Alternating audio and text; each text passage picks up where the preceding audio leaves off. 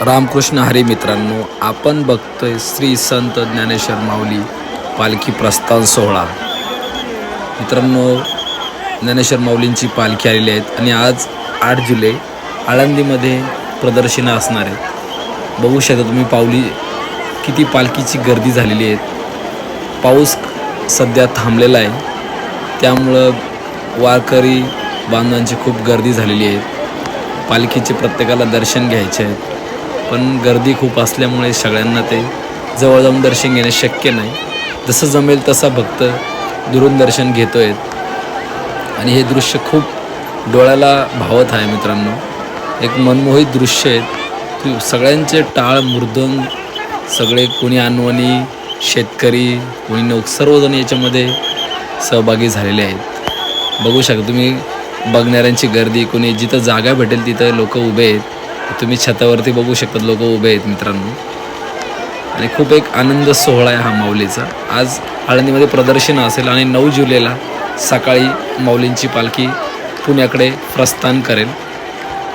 आज माऊलीचा मुक्काम आळंदीमध्येच असेल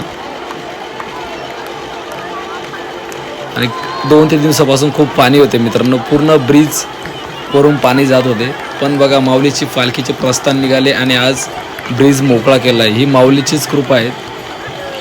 पालखी पुलावून निघण्यासाठी पाणी आता पुलाच्या खाली गेलेले आहेत, म्हणजे ब्रिज मोकळा झालेला आहे। सर्वांना चिंता होती की कसे जाणार, पण सर्वांची चिंता माऊलीलाच।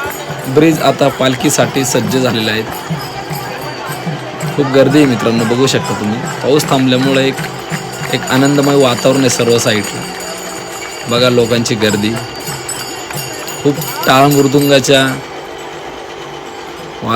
नादामध्ये सर्व आळंदी दुमदुमले आहेत। बघा भक्तिमय वातावरण, खूप आनंदीमय झालेले आहेत आळंदी। आणि हे दृश्य मी तुम्हाला दाखवावं यासाठी एक व्हिडिओ काढतोय। सर्वांनी व्हिडिओला लाईक करा, कमेंटमध्ये रामकृष्ण हरी लिहायला विसरू नका। सर्वांनी चॅनलला सबस्क्राईब करा।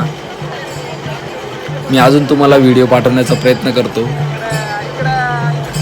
रामकृष्ण हरी मित्रांनो।